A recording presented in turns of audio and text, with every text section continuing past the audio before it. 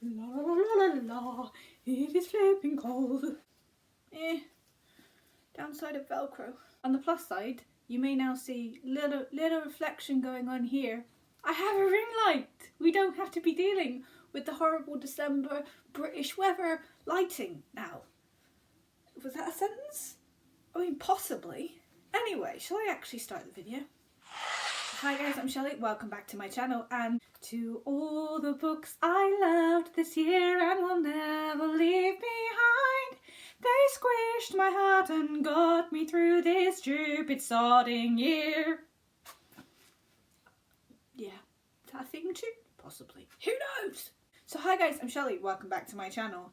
And the tag that I started possibly 2 years ago, which is basically me telling you all the books that I completely and utterly loved this year. I have read 90 books this year. What?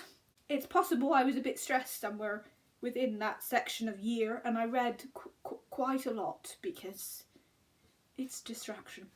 So coming up will be, I believe, 23 of my favourite books this year, the books that made my heart go da-dum, da-dum, da-dum, and were the perfect distraction and just what the world needed, or at least what my brain needed.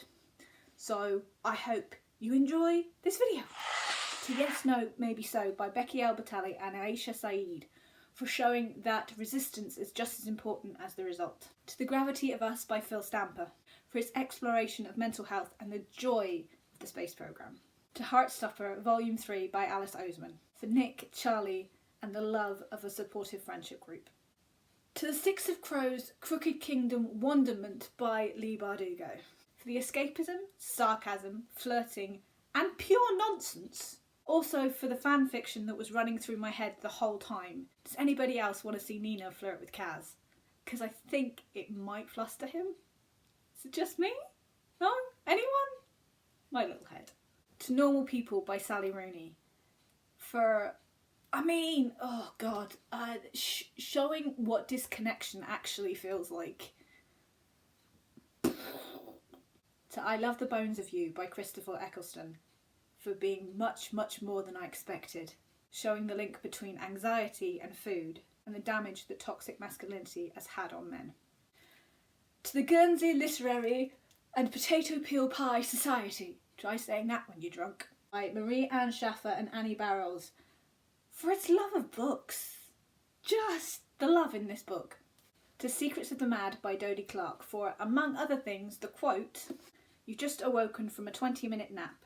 Your eyes are dry and heavy, your brain swollen. Noises are uncomfortable and cut through silence right to the core of your brain. Time is wrong and confusing. Has it been a minute or has it been an hour since that thing was said? It wouldn't be surprising if it was lunchtime or 4 a.m. The Falling in Love Montage by, is it Ciara Smith or Ciara Smith?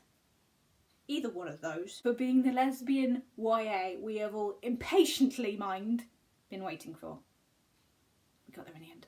To Handstands in the Dark by Janey Godley for Janey's resistance and love of Glasgow and showing the strength to walk out the door and carry on. To Gears for Queers by Abigil, Melton and Lilith Cooper for the experience of reading it and recognising the overwhelmingness of being around people. Also for the line, "We cycled out of the demented gnome forest." I mean, yes. The Duchess Deal by Tessa for being a tonic of sarcasm, wit and very well written smut. Just thank you. Dear NHS, 100 Stories to Say Thank You, edited by Adam Kay. Need I say more? In this year that has shown more than ever that the NHS is saving us and is pretty much the only good thing about this country. This is for the love of the people who keep us alive. To A Beautifully Foolish Endeavour by Hank Green for boggling my brain in a most delightful way. Seriously, what the hell happened? To Boy Queen by George Lester for making me cry, laugh, cackle and want me to hug the hell out of this book and its author. To The Midnight Library by Matt Haig for its mental health content and reminding me of the Disney film The Page Master. I need to watch that now. This book is the adult version of it. For Cemetry Boys by Aiden Thomas. This is going to be on everybody's list. I cannot do this book justice. read this and care for these boys. To the Roommate by Rosie Denan, for making me extremely hot under the collar with delicious chemistry and tension. Oof! To the Power by Naomi Alderman, for leaving me as confused and thoughtful as I was when I started this book. I cannot figure the things out. It's too much and yet I love it. To the Black Flamingo by Dean Atta, for the verses that rumble and rock you, and the journey into the mind is it's just next level.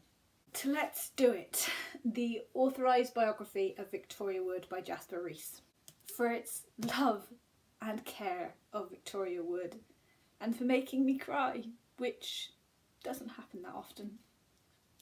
It's heartbreaking and beautiful. To the Boyfriend Material by Alexis Hall, for being a complete and utter beautiful distraction and describing what it's like to hug somebody in a long coat. That doesn't make sense, but if you read it, you would understand what I mean. The smell and the collar and the... Yes. My blanket keeps going for a walk. And finally, To This Winter by Alice Oseman, for writing what Christmas is like when you have a problem with food. Also for the puppies and Mario Kart. And that is it. That is all the books that I loved this year. I mean, there were many, many more, but that's just like the top 23. I tried to go for 25. I got confused. So thank you to all of these books. Thank you to all of these authors. And also thank you for watching this. Thank you for being here this year.